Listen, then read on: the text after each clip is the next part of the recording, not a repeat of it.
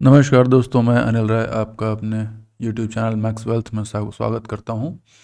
आज हम bank Nifty analysis और ट्रेडिंग स्ट्रेटजी के बारे में बात करेंगे। करेंटली हम देख रहे हैं कि बैंक निफ्टी अपने पिछले कई दिनों से एक फॉलिंग ट्रेजेक्ट्री में है। इसमें काफ़ी बढ़ भी गई थी, यहाँ से एक गिरावट चल रही है और आज इसने लास्ट ट्रेडिंग में यहाँ पर 18 नवंबर की डेट को इसने एक, यहाँ पर हम देखें, इसने एक यहाँ पर आकर के और इसने एक स्पिनिंग टॉप बनाया हुआ है। हालांकि ये अपने 50 ईएमए को, 50 डे एक्सपोनेंशियल मूविंग एवरेज को ये ब्रेक कर चुका है। तो अब इसमें वीकनेस क्लियर हो गई है। आरएसआई भी लगभग 40 के नीचे जा चुका है। तो अब इसमें वीकनेस क्लियर दिख रही है।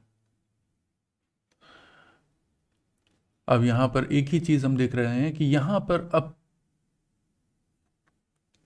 जो कि बायस है वो हमारा वीकनेस की तरफ ही रहेगा।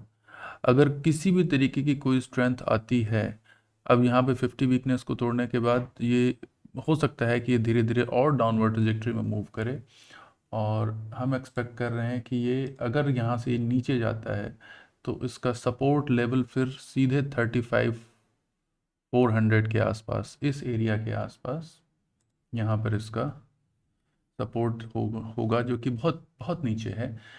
एक बार ये यहाँ पे भी सपोर्ट ले सकता है। ये जो एरिया है, इस एरिया पे भी यहाँ पर 36,200, 36,200 पे ये अपना एक सपोर्ट ले सकता है, क्योंकि इसके नीचे आने के बाद फिर ये सीधा अगला यहाँ और इसके बाद फिर 200 डीएमए, 200 ईएमए का जो सपोर्ट है, बस यही एक इसका सपोर्ट बचता है। देखिए, कोई भी चीज़ जब बहुत दिनों से हमने देखा है कि हालांकि ये बहुत दिनों से ओवरड्यू भी था, हम यहाँ पर देखें तो इसने, आप देखो, लगभग नवंबर 30 अक्टूबर को, 30 अक्टूबर 2020 को ये अब 200 डीएमए को इसने टच किया था और उसके बाद लगभग ये एक साल के ऊपर हो गया और इसने अभी तक यहाँ पर एक बार नज़दीक आया था, फिर यहीं से फिर ऊपर चला गया, इसने टच नहीं किया। हाँ, हालांकि ये नज़दीक आया यहाँ पे अब अप्रैल के आसपास, लेकिन फिर ये ऊपर आ गया। तो अब यहाँ हो सकता है कि ये अपने 200 डीएमए को, जो इसको हम जनरली मदर ईएमए बोलते हैं, उसको एक बार टच करने की कोशिश करे।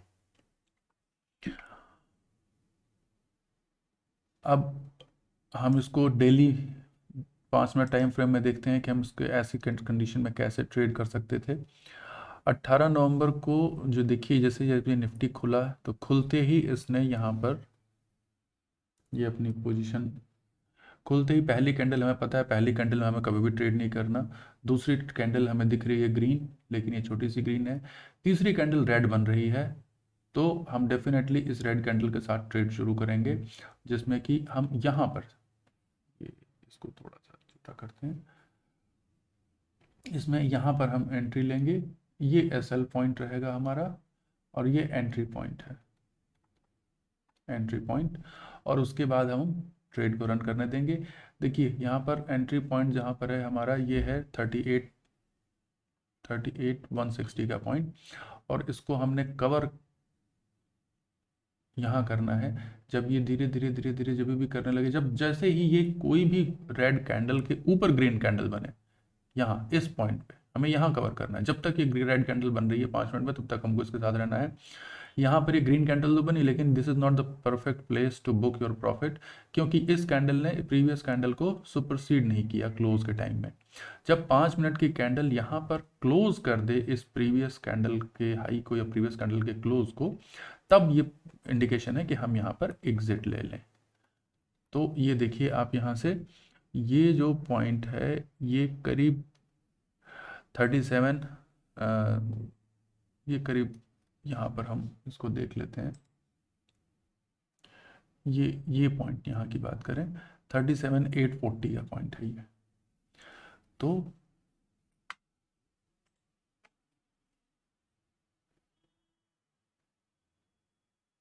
37,840 हमारे पास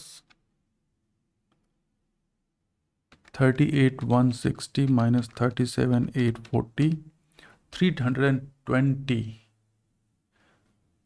इसके बीच में अगर हम देखें तो 320 पॉइंट्स हमने इसमें इस ट्रेड में लिए। उसके बाद आप काइंडली प्लीज ओवर ट्रेड मत करें। कभी भी आप देखें बस एक ट्रेड लें और एग्जिट हो जाए। मैक्स टू मैक्स आपको 1 to 3 ये आपकी ट्रेडिंग लिमिट है। तो मिनिमम ट्रेड 1 और मैक्सिमम ट्रेड, ये मिनिमम ट्रेड है और ये मैक्सिमम ट्रेड पर डे।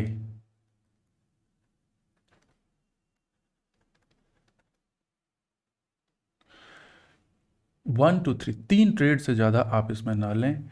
आपको मैं बताता हूँ यहाँ पर सिंपली और एसएल अमाउंट क्लियर रखें।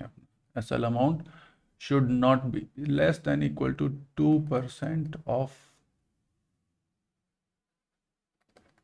कैपिटल। ये हमेशा इसको ध्यान रखें। और जैसे ही आपको, और बुक कैसे करना है, आप अपने टारगेट पे बुक कर सकते हैं या फिर अपने रिस्क मल्टीपल के हिसाब से, रिस्क मल्टीपल को ध्यान में रखते हुए इसको कर सकते हैं। जैसे कि अगर आपने रिस्क लिया फॉर एग्जांपल 5,000 रुपीज़ का, तो आपका 1 आवर इज इक्वल टू 5,000 का जब प्रॉफिट हो जाए तब बुक कर लें। 2 आवर इज इक्वल टू आपको जब 10,000 का प्रॉफिट हो जाए तब बुक कर लें। 3 आवर इज इक्वल टू 15,000 का जब प्रॉफिट हो जाए तो बुक कर लें। बहुत रेयर केसेस में आपको अगर 3 आवर मिलता है तो फिर तो किसी भी हाल में उसको मत छोड़िए, इमीडिएटली बुक कर लीजिए और ट्रेल योर स्टॉप लॉस। या तो प्रॉफिट बुक कर लीजिए इमीडिएटली या फिर ट्रेल स्टॉप लॉस एसएल। अब जैसे जैसे आप अपने आर मल्टीपल आपके बढ़ते चले जाएं तो आप ध्यान रखें कि अपना एसएल जो है, एसएल को आप बहुत टाइटन करते चले जाएं, टाइटन करते चले जाएं, ताकि अगर थोड़ा भी आपके अगेंस्ट मूव आता है तो तुरंत आपका उतना प्रॉफिट बुक हो जाए और आप ट्रेड से प्रॉफिटेबल निकलें। अदरवाइज बहुत से ट्रेडर को आपने सुना होगा या पता नहीं आप लोगों के साथ भी हुआ होगा कि जब हम ट्रेड लेते हैं तो पहले तो बहुत अच्छी ग्रीन पोजीशन दिखती है, उसके बाद हमारी एक्सपेक्टेशन ट्रेड में बढ़ती जाती है और एक टाइम के बाद हम अल्टीमेटली रेड पोजीशन देखते हैं और फिर हताश होकर लॉस बुक करके निकलते हैं और फिर पूरा दिन खराब हो जाता है, मन खराब हो जाता है। तो इससे बचने का एक ही तरीका है कि इमोशन बना जाए, सिस्टमेटिक तरीके से ट्रेड करें। जैसे ही आपका 1 आवर हो गया आप लॉक कर लें, 2 आवर हो गया उसको एसएल से लॉक कर लें, 3 आवर हो गया उसको एसएल से लॉक कर लें। अगर ट्रेड आपके पोजीशन डायरेक्शन में जा रही है तो उसको जाने दें और जैसे ही आपका एसएल हिट हो जाए टाटा बाय बाय, प्रॉफिट जो आया उसको घर लें और उस दिन प्लीज़ और प्लीज़ सिस्टम क्लोज कर दें, लालच में ना पड़ें। अगर आप एवरी डे अपने 1 to 2% का ऑफ कैपिटल अगर आपका आ रहा है रिटर्न तो इट इज़ वेरी नाइस। और एवरेज में अगर आप देखें कि आप कितना अर्न कर पा रहे हैं, इसके लिए आप रिकॉर्ड रखें। तो दिस इज़ द पोजीशन। अब यहाँ पर हम देख लें इन पॉइंट्स को, हम आगे धीरे धीरे बहुत चीज़ें डिस्कस करेंगे। अब हम आगे बात करते हैं, इसको मैं रिमूव कर रहा हूँ यहाँ से।